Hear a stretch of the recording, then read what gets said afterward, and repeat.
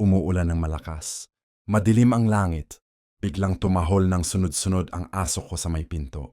Hindi naman siya ganun usually, kaya napatayo ako agad. Pagbukas ko ng pinto, may isang kuting, sobrang liit, basang-basa, nanginginig sa lamig. Pumikit siya at humikbi habang nasa ilalim ng lamesa. Parang ilang araw na siyang pagod, gutom at takot. At yung aso ko, hindi siya tumahol uli. Lumapit siya dahan-dahan, tahimik lang. Parang sinasabi, ako na ang bahala sa kanya. Nung una, defensive si Kuting, nag-hiss pa. Normal lang, galing siya sa labas, sanay sa panganib. Pero yung kilos ng aso ko, kalma lang. Umuo siya, humiga at tumingin kay Kuting na parang, ina.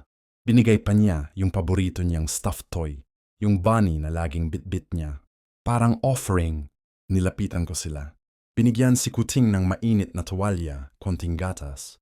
At dun sa sulok ng sala, magkatabi silang dalawa. Walang utos, walang training. Parang kusa. Parang alam ng puso nila na kailangan nila ang isa't isa. Lumipas ang ilang araw, si Kuting lumalakas na. Nawala na yung takot.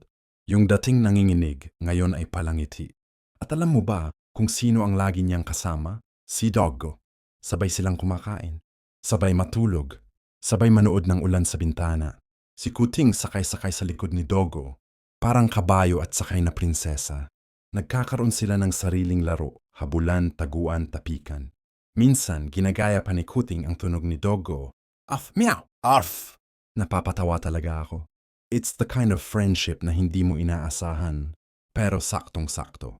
Ngayon, inseparable na sila. Kung nasaan ang isa, nandun ang isa. Pag-uwi ko galing work, dalawa silang sumasalubong sa pinto. Isa tumatalon, isa umikot sa paa ko. Sa gabi, magkatabi pa rin sila. Yung Kuting na takot sa mundo. Ngayon may kasama na siyang tagapagtanggol.